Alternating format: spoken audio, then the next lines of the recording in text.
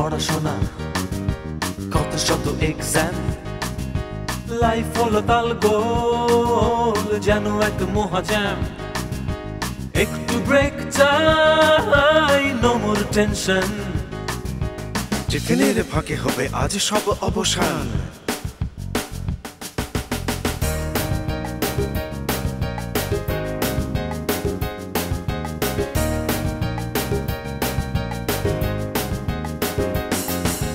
ডাঙ্গুলি লাফালাফি কথা নিয়ে কাটাকাটি মন খুলে নাচ গান করো তুমি যত ফান কোথা গেলে পাবো হায় নো মোর টেনশন টিফিনের ফাঁকে আহা টিফিনের ফাঁকে Good হবে luck, আজ টিফিনের সব ফাঁকে। অবসান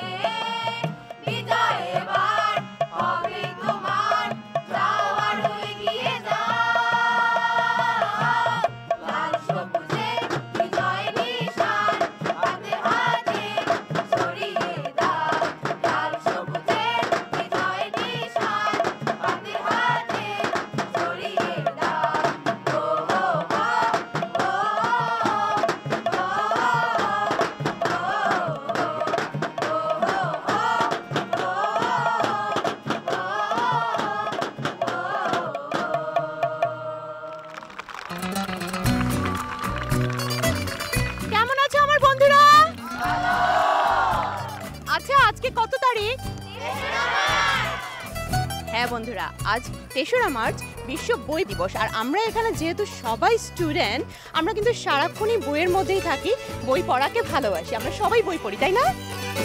তার মানে এই দিবসটা শুধুমাত্র আমাদের জন্যই।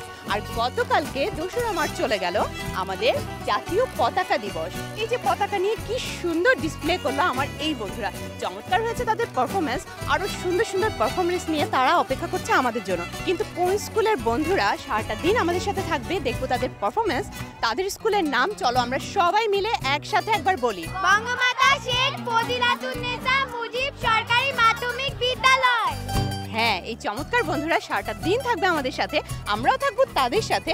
আর আমাদের এই বাংলাদেশের পতাকা নিয়ে তারা অনেক গান করবে, নাচ করবে, সবই দেখবো একে একে। চলো দেখে নিই তাদের পারফরমেন্সগুলো একে একে।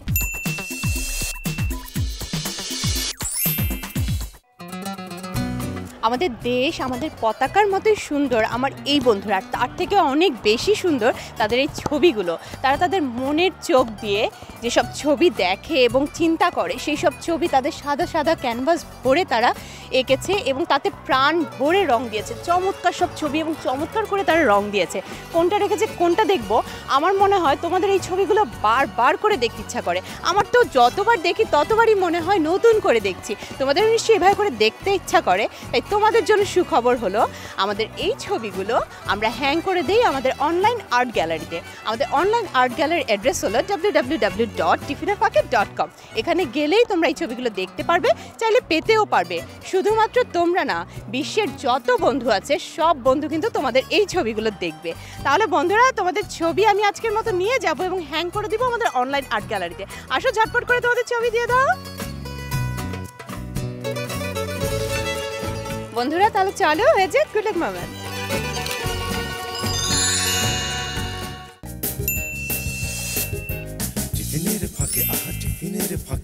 1971 সালে মুক্তিযুদ্ধের মাধ্যমে আমরা যে স্বাধীন বাংলাদেশ পেয়েছিলাম, সেই বাংলাদেশকে বিশ্বে পরিচিত করতে আমাদের দরকার ছিল আমাদের জাতীয় পতাকা।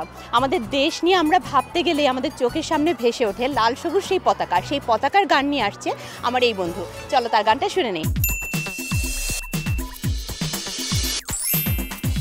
বাংলার পতাকা উড়েছে, বাংলার পতাকা উড়েছে, আমাদের রক্তের বিনিময়ে, বাঙালি রক্তের বিনিময়ে, আকাশের নীলিমায় উড়ছে, বাংলার পতাকা উড়েছে।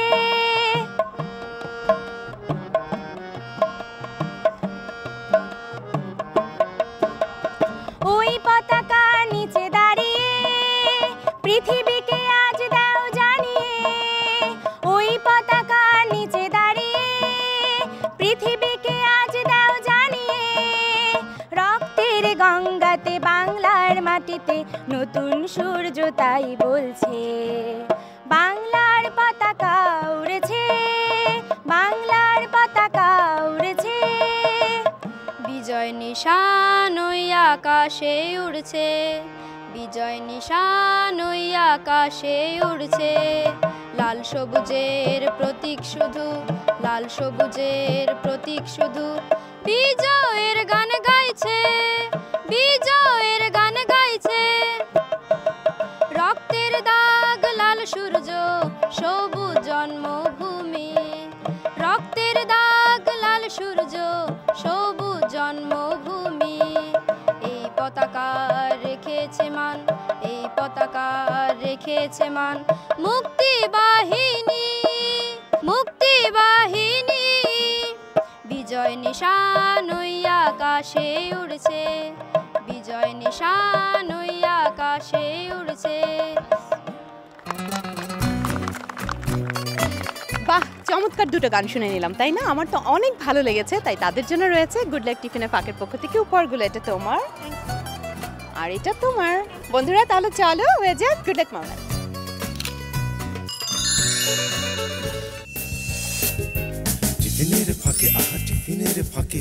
তাকদিনাদিন, এখন আর কোনো কথা হবে না। আমার এই সুন্দর সুন্দর বন্ধুরা দেশের গানের সাথে নাচ করবে তাকদিনাদিনে। চলো দেখে নিই তাদের নাচটা তাকদিনাদিনে।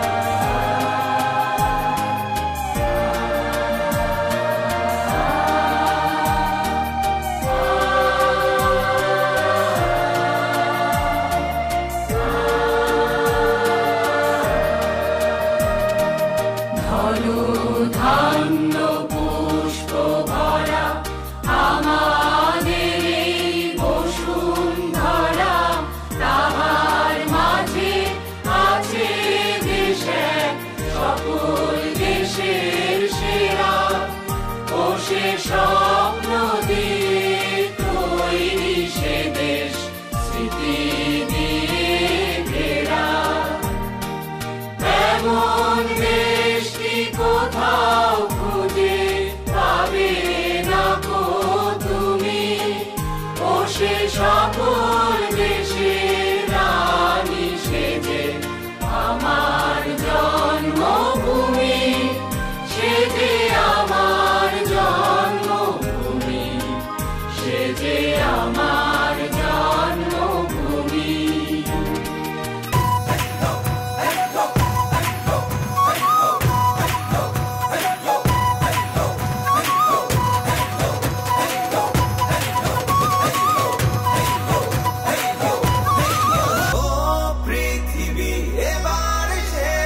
বাংলাদেশ নাও চিনে, ও পৃথিবী তোমায় জানাই স্বাগত এই দিনে।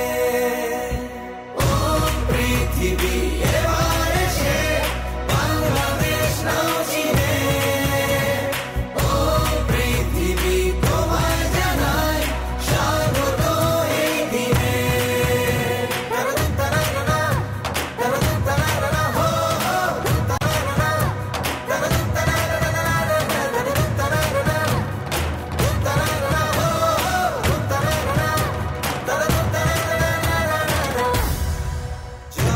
দেখেছি প্রথম যেদিন ভয় গিয়েছি ভুলে, জয় দেখেছি 21 যেদিন এলো মাথা তুলে, জয় দেখেছি সূর্যের চাঁদ ৭১ দিনে।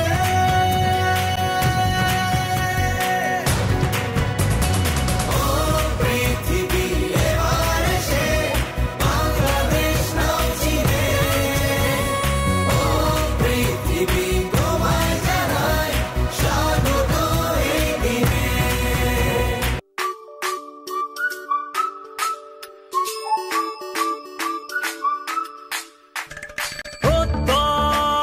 হাতে হাতে কোটি প্রাণে এক সুর, ছিলাম থাকবো সাথে, চলো যাইবো হুদূর। চলো বাংলাদেশ, চলো বিশ্ব উঠানে, চলো বাংলাদেশ, চলো বিজয়ের গানে, চলো বাংলাদেশ, চলো বিশ্ব উঠানে, চলো বাংলাদেশ। চমৎকার একটা নাচ দেখে নিলাম, খুব সুন্দর হয়েছে বন্ধুরা। বন্ধুরা তাহলে চলো হয়ে যাক গুড লাক মোমেন্ট।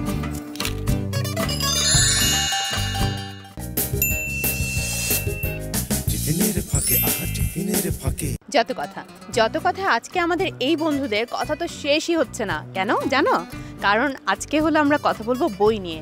বিশ্ব বই পড়া দিবসে এরা এত কথা নিয়ে বসে আছে, কথা তাদের শেষই হচ্ছে না। তো আমার সাথে না বলে চলো তোমাদের সাথেও শেয়ার করি তাদের কথাগুলো, তাদের বই পড়া নিয়ে। বই জ্ঞানের আধার, একটি ভালো বই একটি বিশ্বস্ত বন্ধুর মতো। আমি বই পড়তে অনেক ভালোবাসি, তবে আমার সবচেয়ে পছন্দের বইগুলো হচ্ছে কমিক্স বই। আমার অবসর সময়টা আমি বই পড়েই কাটাতে সবচেয়ে বেশি ভালোবাসি। পৃথিবীর সে আদিকাল হতে আজ পর্যন্ত সবচেয়ে বেশি রচিত, পঠিত এবং নন্দিত গল্প ধারাকে বলা হয় রহস্য উপন্যাস। রহস্য উপন্যাস লিখতে মানুষ অনুপ্রেরণা পেয়েছে যুগে যুগে, এই কারণে যে আমরা মানুষ হিসেবে এখনও পৃথিবী অনেক ধরনের রহস্যর ব্যাখ্যা এখনও দিতে পারি, যার কারণে মানুষ মনে করে যে রহস্য উপন্যাসই মানুষের হওয়া উচিত, সবচেয়ে বেশি পঠিত।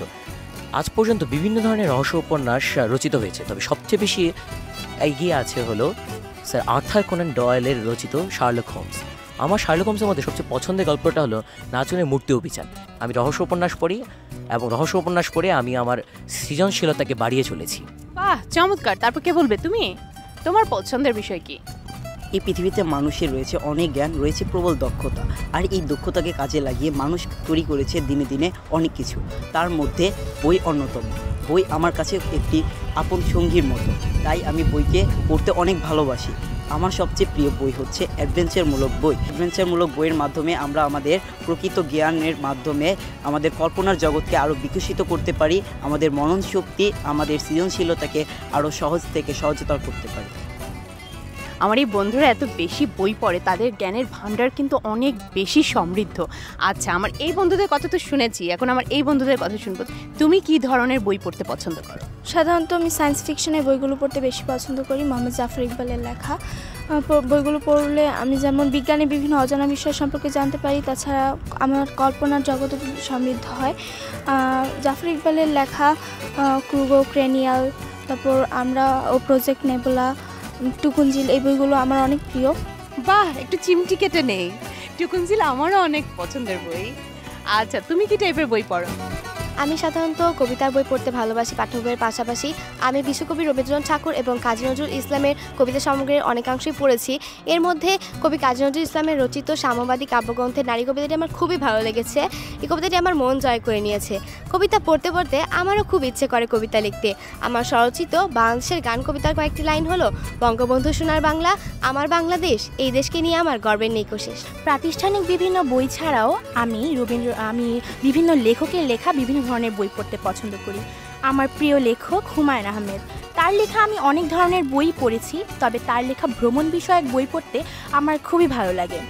তার লেখা রূপালী দ্বীপে একদিন, তারপর দারুচিনি দ্বীপ, এই দুইটি ভ্রমণ বিষয়ক বই আমার খুবই ভালো লেগেছে।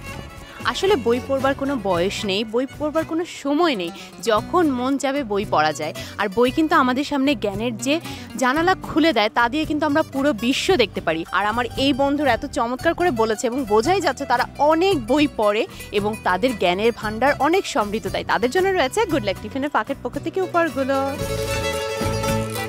বন্ধুরা তাহলে চলো হয়েছে গুড লাক কমেন্ট।